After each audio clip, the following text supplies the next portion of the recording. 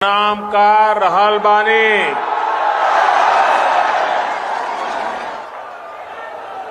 आज हम एयरपोर्ट के उद्घाटन आ मेडिकल कॉलेज के शिलान्यास कईनी,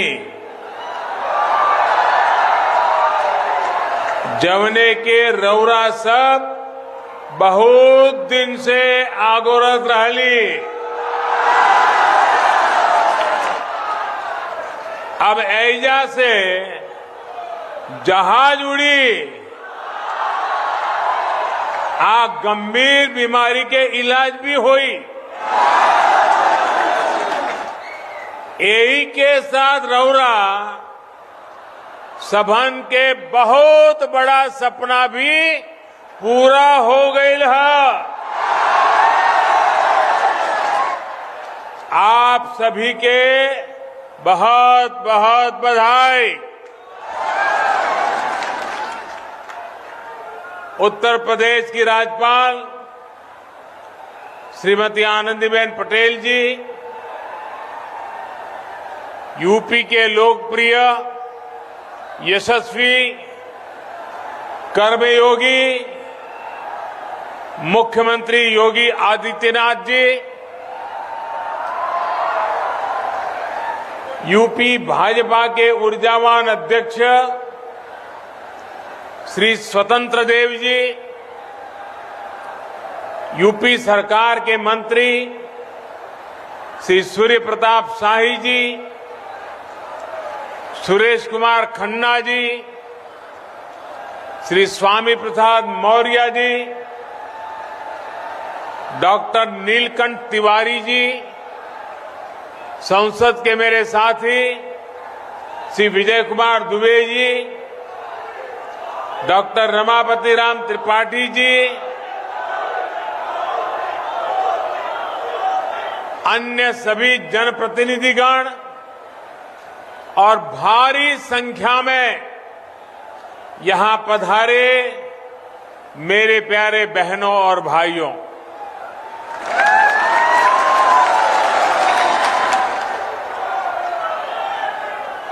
दिवाली और छठ पूजा बहुत दूर नहीं है।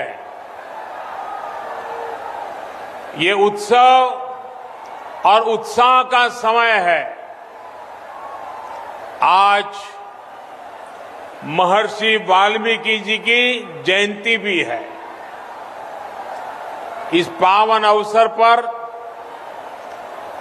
कनेक्टिविटी के, स्वास्थ्य के और रोजगार के सैकड़ों करोड़ के नए प्रोजेक्ट कुशीनगर को सौंपते हुए मुझे बहुत खुशी हो रही है। भाइयों और बहनों, महर्षि वाल्मीकि ने हमें रामायण के माध्यम से प्रभु श्री राम और माता जानकी के दर्शन ही नहीं कराए, बल्कि समाज की सामूहिक शक्ति, सामूहिक प्रयास से कैसे हर लक्ष्य प्राप्त किया जाता है उसका ज्ञान बोध भी कराया। कुशीनगर इसी दर्शन का एक बहुत समृद्ध और पवित्र स्थान है। भाइयों और बहनों, नए इंटरनेशनल एयरपोर्ट से यहां गरीब से लेकर मिडिल क्लास तक, गांव से लेकर शहर तक पूरे क्षेत्र की तस्वीर बदलने वाली है।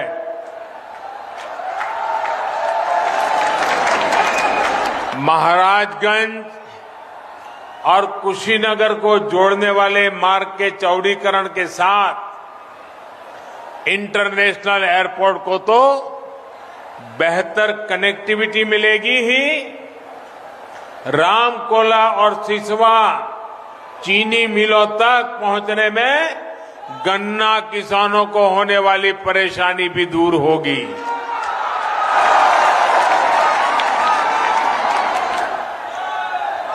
कुशीनगर में राजकीय मेडिकल कॉलेज बनने से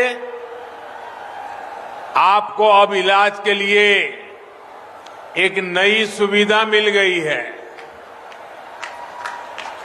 बिहार के सीमावर्ती इलाकों को भी इसका लाभ मिलेगा। यहां से अनेक युवा डॉक्टर बनने का अपना सपना पूरा कर पाएंगे।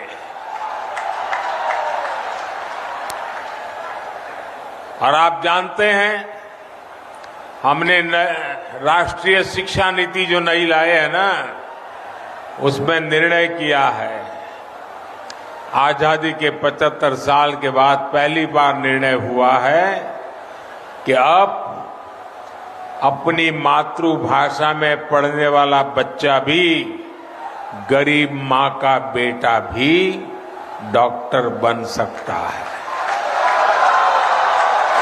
इंजीनियर बन सकता है। भाषा के कारण अब उसकी विकास की यात्रा में कोई रुकावट नहीं पैदा होगी। ऐसे ही प्रयासों के कारण पूर्वांचल में दिमागी बुखार, एन्सेफ्लाइटिस जैसी जानलेवा बीमारी से हजारों मासूमों को बचाया जा सका है। साथियों, गंडक नदी के आसपास के सैकड़ों गांवों को बाढ़ से बचाने के लिए अनेक जगहों पर तटबंध का निर्माण हो, कुशीनगर राजकीय महाविद्यालय का निर्माण हो, दिव्यांग बच्चों के लिए महाविद्यालय हो, ये क्षेत्र को अभाव से निकालकर आकांक्षाओं की तरफ ले जाएंगे। बीते 6-7 सालों में गांव, गरीब, दलित, वंचित, पिछड़ा, आदिवासी, ऐसे हर वर्ग को मूल सुविधाओं से जोड़ने का जो अभियान देश में चल रहा है, ये उसी की एक अहम कड़ी है। साथियों, जब मूल सुविधाएं मिलती है तो बड़े सपने देखने का हौसला और सपनों को पूरा करने का जज्बा पैदा होता है। जो बेघर है, झुग्गी में है, जब उसको पक्का घर मिले, जब घर में शौचालय हो, बिजली का कनेक्शन हो, गैस का कनेक्शन हो, नल से जल आए, तो गरीब का आत्मविश्वास अनेक गुना बढ़ जाता है। अब ये सुविधाएं तेजी से गरीब तक पहुंच रही है, तो गरीब को भी पहली बार एहसास हो रहा है कि आज जो सरकार है वो उसका दर्द समझती है, उसकी परेशानी भी समझती है। आज बहुत ईमानदारी के साथ केंद्र और राज्य सरकार यूपी के विकास में, इस क्षेत्र के विकास में जुटी है। डबल इंजन की सरकार डबल ताकत से स्थितियों को सुधार रही है, वरना 2017 से पहले, योगी जी के आने से पहले जो सरकार यहां थी, उसे आपकी दिक्कतों से, गरीब की परेशानी से कोई सरोकार नहीं था। वो चाहती नहीं थी कि केंद्र की योजनाओं का लाभ उत्तर प्रदेश के गरीब के घर तक पहुंचे। इसलिए पहले की सरकार के समय गरीबों से जुड़े, इंफ्रास्ट्रक्चर से जुड़े हर प्रोजेक्ट में यूपी में देर होती ही गई। राम मनोहर लोहिया जी कहा करते थे कि कर्म को करुणा से जोड़ो, भरपूर करुणा से जोड़ो। लेकिन जो पहले सरकार चला रहे थे उन्होंने गरीब के दर्द की परवाह नहीं की। पहले की सरकार ने अपने कर्म को घोटालों से जोड़ा, अपराधों से जोड़ा। यूपी के लोग अच्छी तरह जानते हैं कि इन लोगों की पहचान समाजवादियों की नहीं, परिवारवादी की बन गई।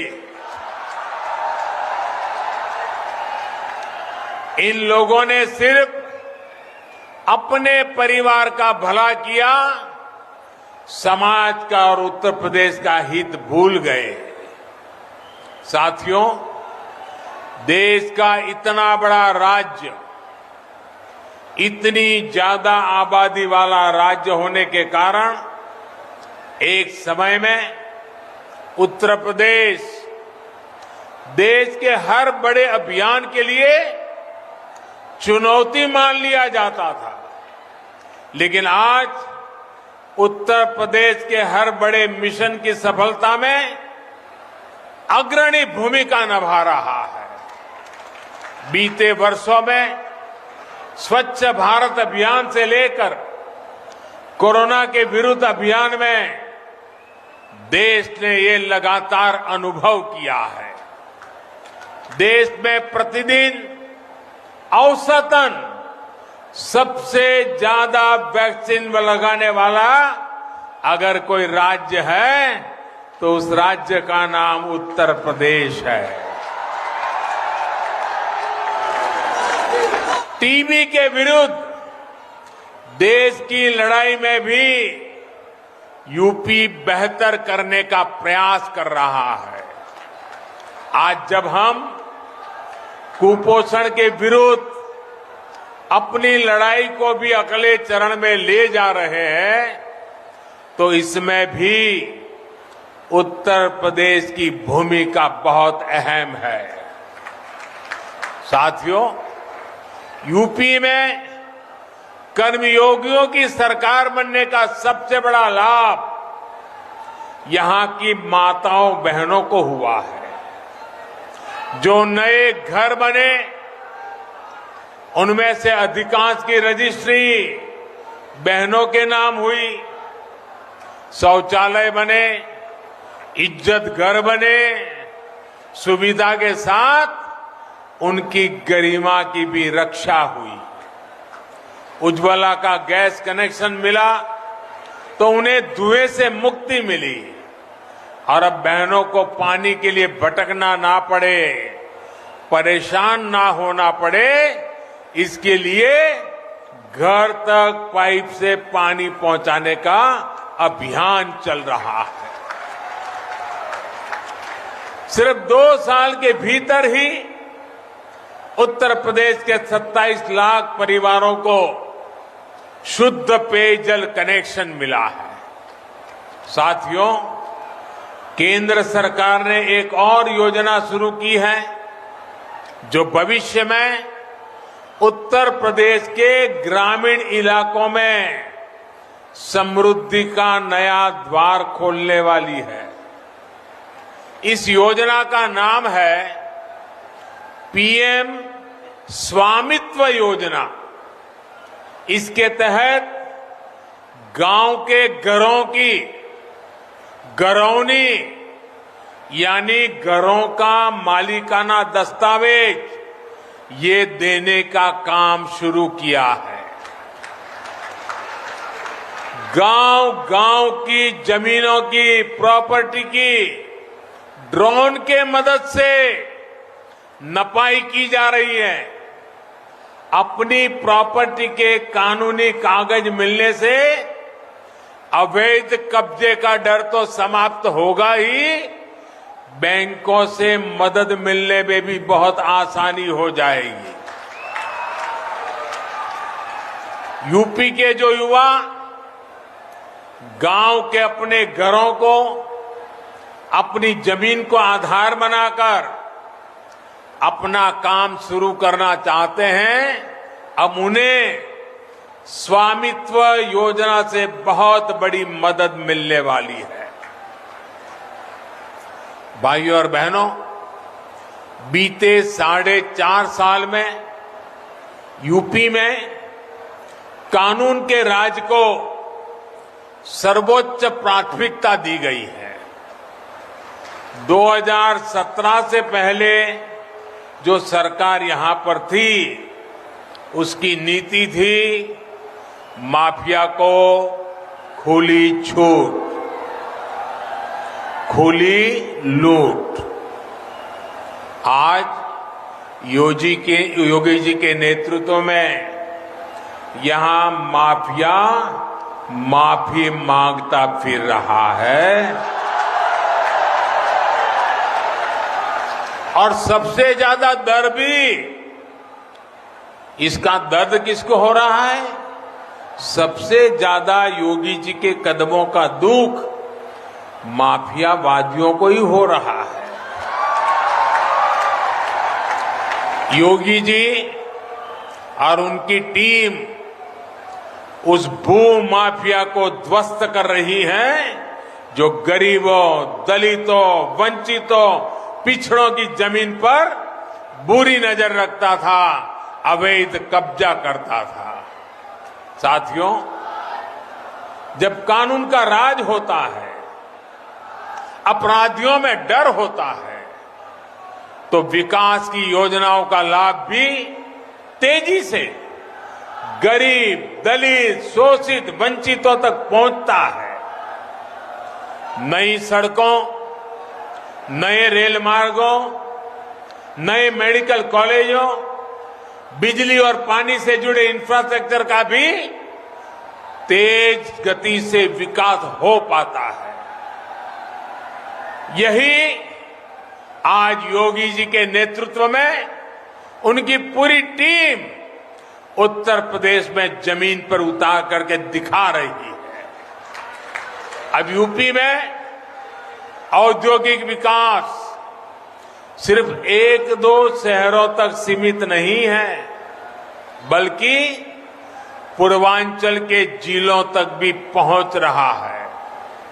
साथियों, उत्तर प्रदेश के बारे में एक बात हमेशा कही जाती है कि एक ऐसा प्रदेश है जिसने देश को सबसे ज्यादा प्रधानमंत्री दिए।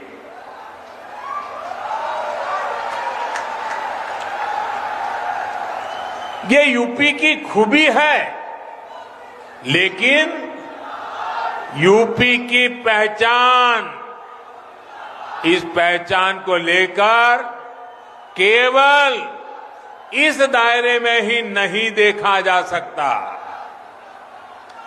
यूपी को 6-7 दशकों तक ही सीमित नहीं रखा जा सकता। ये ऐसी धरती है जिसका इतिहास कालातीत है, जिसका योगदान कालातीत है। इस भूमि पर मर्यादा पुरुषोत्तम भगवान राम ने अवतार लिया। भगवान श्री कृष्ण ने अवतार लिया। जैन धर्म के 24 में 18 तीर्थंकर उत्तर प्रदेश में ही अवतरित हुए थे। आप मध्यकाल को देखें तो तुलसीदास और कबीरदास जैसे युग नायकों ने भी इसी मिट्टी में जन्म लिया था। संत रविदास जैसे समाज सुधारक को जन्म देने का सौभाग्य भी इसी प्रदेश की मिट्टी को मिला है। आप जिस किसी भी क्षेत्र में जाएंगे, उत्तर प्रदेश के योगदान के बिना उसका अतीत, वर्तमान और भविष्य अधूरा ही दिखेगा। उत्तर प्रदेश एक ऐसा प्रदेश है जहां पग पग पर तीर्थ है और कण कण में ऊर्जा है। वेदों और पुराणों को कलमबद्ध करने का काम यहां के नैमिषारण्य में हुआ था। अवध क्षेत्र में ही यहां अयोध्या जैसा तीर्थ है। पूर्वांचल में शिव भक्तों की पवित्र काशी है। बाबा गोरखनाथ की तपोभूमि गोरखपुर है। महर्षि भृगु की स्थली बलिया है। बुंदेलखंड में चित्रकूट जैसी अनंत महिमा वाला तीर्थ है। और तो और तीर्थराज प्रयाग भी हमारे यूपी में ही है।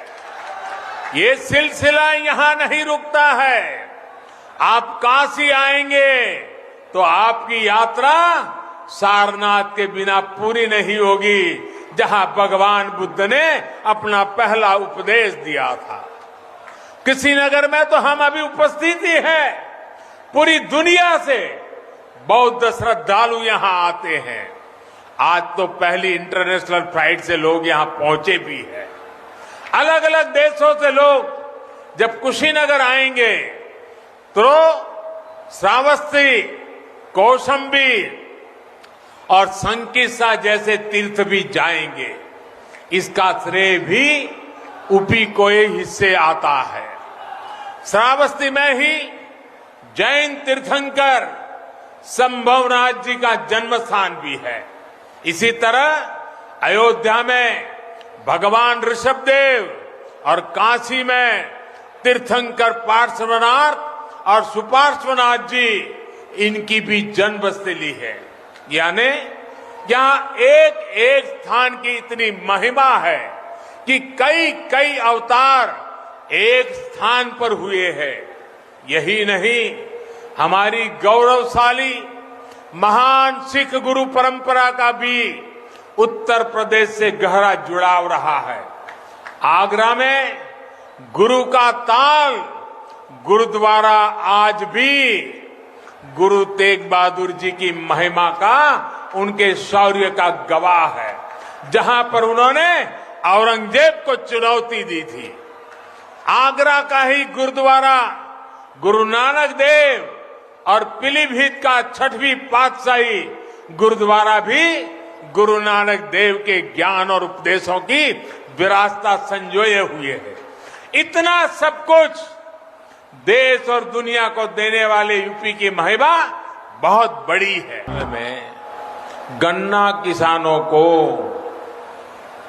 1 लाख करोड़ रुपए से भी कम भुगतान किया गया था। 1 लाख करोड़ से भी कम। वहीं योगी जी की सरकार तो अभी 5 साल भी नहीं हुए हैं और उनकी सरकार में गन्ना किसानों को लगभग 1.5 लाख करोड़ रुपए का भुगतान किया जा चुका है। अब बायोफ्यूल बनाने के लिए, इथेनॉल के लिए उत्तर प्रदेश में जो फैक्ट्रियां लगाई जा रही है, उससे गन्ना किसानों को और भी मदद मिलेगी। भाइयों और बहनों, आने वाला समय यूपी की आकांक्षाओं की पूर्ति का समय है। आजादी के इस अमृत काल में यह हम सभी के लिए जुट जाने का समय है। यहां से यूपी के लिए 5 महीने की योजनाएं नहीं बनती है, बल्कि आने वाले 25 वर्षों की बुनियाद रख करके यूपी को आगे ले जाना है। नमस्कार, मैं हूं मानक गुप्ता। अगर आपको हमारा ये वीडियो पसंद आया हो तो इसे लाइक और शेयर जरूर करें। और हां, हमें सब्सक्राइब और फॉलो करना ना भूलें, ताकि आप देश और दुनिया की कोई खबर मिस ना करें। तो जुड़े रहिए हमारे साथ और देखते रहिए न्यूज़ 24।